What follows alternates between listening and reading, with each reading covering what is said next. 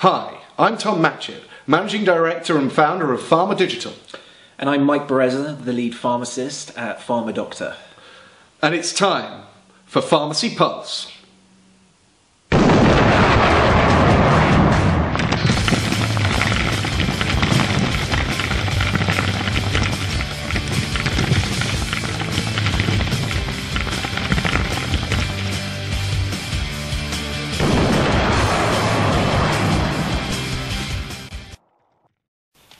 Hi, welcome to Pharmacy Pulse. I'm your host, Tom Matchett, Managing Director of PharmaDigital, and this week our very special guest is none other than Mr. Mike Bereza, who is the Clinical Director of PharmaDoctor. Welcome to the show, Mike. Great to have you here. Thank you, Tom. And this week's special is going to be looking at GPhC exam preparation. Mike, Hello. you're something of an expert on this. I wouldn't say an expert, but I've had a lot of experience. I mean, I've been through the exam myself and I've tutored quite a few pre-registration students, so I wouldn't say I know 100% what I'm talking about, but I have a bit of background in the area. Well, I think that maybe we could kick off this week then with you sharing with us, first of all, your insights into what is the most important part of the exam. Well, I think there's just so many aspects to it now, and it's evolved so much over the past few years. I think really at the moment it's looking at the kind of clinical side of it. In the past, the exam was deemed quite easy. Almost 90% of all students who went through the exam passed, but the pass rate now has dropped down to around about 70%. So it's quite a big drop. And I think the real reason for that is just they're trying to make the exam a lot harder, and the way they're doing that, I think, is the clinical aspect of it. I mean, a few years ago there was a question about laminar flow and things you'd never really expect to see in a pre-registration exam. So really, yeah, the clinical side, if I was going to put it straight. When did you train for your pre-registration exam? 2006, so that's what, 7-8 years ago. And do you think that you would have passed today's examination with what you knew then? To be honest, no. And there we have it, the truth. Exclusive. The truth. And could you share with us, so for the new exam now, how long do you have to train for it? Well, traditionally the amount of time you have allocated for training is around about 9 months. But I tend to tell my students, don't pick up and go full steam before December. So really relax at the beginning, get accustomed to the pharmacy environment, and then around about January, then start doing loads of questions, reading the books, and doing as much as possible for you to succeed. Interesting. And I know, I'm sure there are many of our viewers that are watching today that would really love to hear from you. What are your top tips for the exam? I think firstly, don't worry. Yeah, I think a lot of people are hearing about this drop in from 90% to 70% pass rate. I think, there's still the majority of people pass this exam, 70%. The 30% that fail, I think really just aren't prepared at all whatsoever. They haven't got adequate resources, so they're not going on tutor training days, they're not going on websites and accessing the as many questions as possible, they're not going to the GPhC website and downloading all of the papers. I think if you have a regimented training plan and you stick to it, you'll definitely be in that 70%. Is there any available template for a regimented training plan? There is. I mean, we've made some on the pharmacycpa.com website, and it's in our book as well. But as I said, the schedule I probably stick to is don't worry till December, get through Christmas, have a nice little holiday, get into January, and then really kind of pick up on it. I think going through the BNF is super important. I think going through the MEP, although it's not included in the resources anymore, it's a very good thing to learn about schedules of controlled drugs and all the different legality parts. They're saying now that pharmacy students should go on to legislation.org or .gov.uk and look at it there, but I think the MEP is a really good resource which kind of summarises everything. and then really using practice, and that's what the GPhC are really trying to figure out with pre-registration students. Like, if you become a pharmacist, will you be safe? Will you be, will there be this guarantee of quality of your advice to that patient? So I think when you're there as a pre-registration student, talking to patients, think, how can I do this to best practice? How can I learn from this? How can I do my competency statements to reflect that I'm picking up knowledge from my practice? Well, as ever, of course, clinical excellence is always such a key part of any training in the world of pharmacy. And medicine.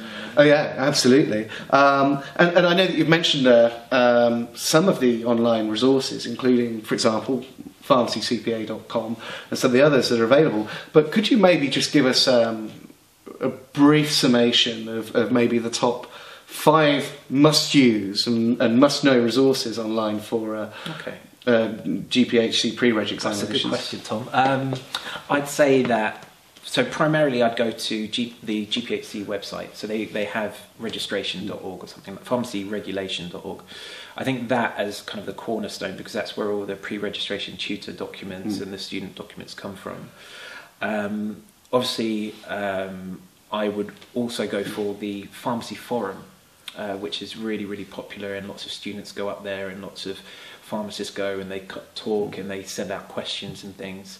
The Pharmacy CPA website, I've been making that for the past decade almost, since I graduated. How many users, so if you don't mind me interrupting, how many users do you have on that annually? Well, annually we have around 600 to 700, and there are about 2,000 pre-reggers who go through it every year. So it's quite a few. I mean, we've got a free course as well, which loads and loads of people access. I think maybe 1,500 people access. So quite a few last year. Well, you heard it here.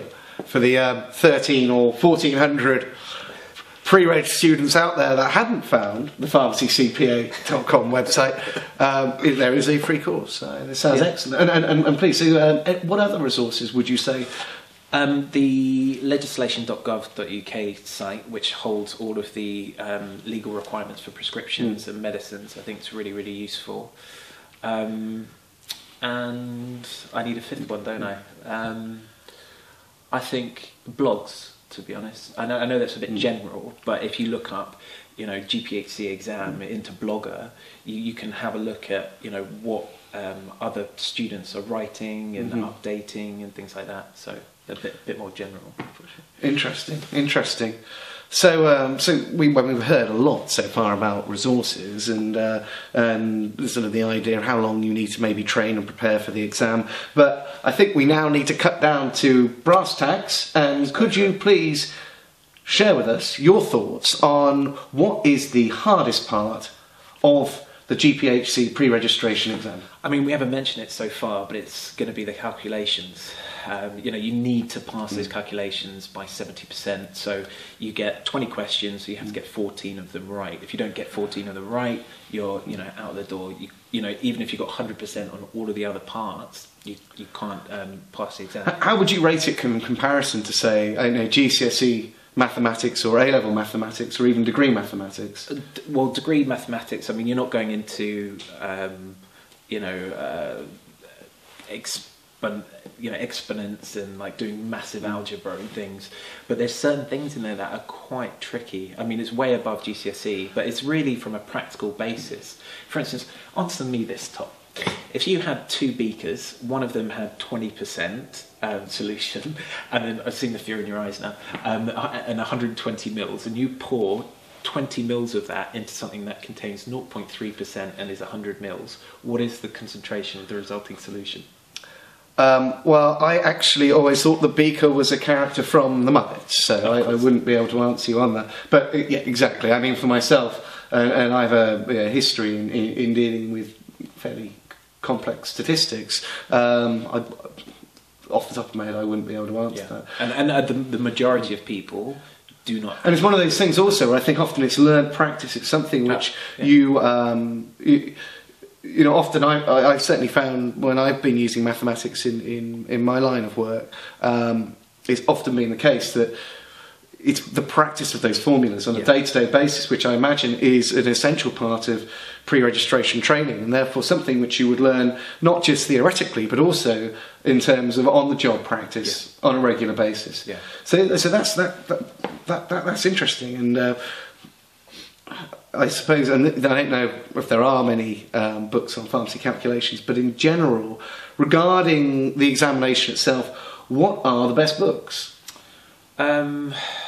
What I used was, I used a book called, it was a green book called Common Symptoms in Pharmacy, which was fantastic. It just kind of gave me the foundation and the basis of, you know, what is a fungal infection, what does it look like, chickenpox in children, things like that, and things that every pharmacist should know. But then, obviously, above that, you need to know about calculations and law. So law, I definitely go for the MEP. For calculations, there's quite a few books there on the on Amazon. If you type in pharmacy calculations, a lot of them are kind of American, based around technicians and things. I'd go for, you know, proprietary UK GPhC registration exam book. I mean, we publish some via Pharmacy CPA, but calculations wise, Pharmaceutical Press is quite good as well. Maybe it teaches you a little bit more than you should know, but you know, more is better than less. Well, one would also imagine that that there would also be an awful lot of mentoring. I mean, what are your thoughts in terms of mentoring and support for pre-registration pharmacists? What should be the role of the superintendent, for example, or, you know, the responsible person there in the pharmacy on a day-to-day basis? Is there any face-to-face training involved in that? Well, there is. I mean, every pre-registration student has a dedicated tutor within their pharmacy. However, it's very practical based. It's like you have to do 35 or 40 hours a week within the pharmacy, but there's no lectures, there's no like resources. There's a pre-registration handbook, but it doesn't have a lot of stuff that you can actually learn. So a lot of students go and they go to kind of third-party trainers. There's a company called Greenlight who do it, another company called ProPharmAce, and they do face-to-face lectures, which the pharmacy which the pre-reg is working in pays for. They pay around about £1,000 to send the pre-reg. It's usually once every month, so around about 10 to 12 sessions a year, out to these training bases. ProPharmAce have one in Acton, and it's fantastic training. But some pharmacies don't pay for that, and then the pre-registration student has to kind of get all the materials off their own back. So that's why they go to places like Pharmacy CPA or one of the other sites. And what sort of role do you think, for example, video training or video e-learning could potentially play in enhancing the pre-registration students' experience? Well, I think it's a massively, you know, developing field at the moment. You know, MIT have their own degree which they do online. MIT is like, you know, nearly above Cambridge and Oxford or the Red Bricks and stuff. I think it is actually. You know, for some reason, we're stuck in this model of you have to go to a lecture, you have to sit down, and you have to take notes. Technology is there now that everyone's got an iPad or, you know, a computer at home, and they can just watch the videos at their leisure as they want. I mean, we had some pre-registration students who were watching some of our videos, and they were just sitting in front of the TV with their iPad, eating their dinner, and learning about pharmacy. I mean, how fantastic is that? It's just brilliant. Well, I know certainly the Bill and Melinda Gates Foundation, for example, have invested very heavily in the Khan Academy, which certainly points to me to a very bright and exciting future in terms of e-learning development and the role that video can play with that, particularly. The Khan Academy has this fantastic calculations section. And basically it goes in and asks you, I don't know if you've seen it, but like 10 questions, and it kind of gauges how proficient you are at maths. And then once you've, you know, got one wrong, this right, it kind of identifies your weaknesses and then puts you through like a dedicated program to explore your weaknesses and make them better. Wow, that's like personal tuition. Well, that's fantastic. That's fantastic. Well, thank you so much, Mike Bereza, for coming in and sharing with us your wit, knowledge and wisdom on this week's very special episode of Pharmacy Pulse. Once again, thanks for your time. Now, please do join in the debate with us. Check out the social media links at the end of this video. We would love to hear from you. And also, please do stay tuned for future episodic instalments of all that is fascinating in the world of pharmacy. Once again, I've been your host, Tom Matchett, and thank you so much, Mr. Mike Bereza, and we'll see you soon.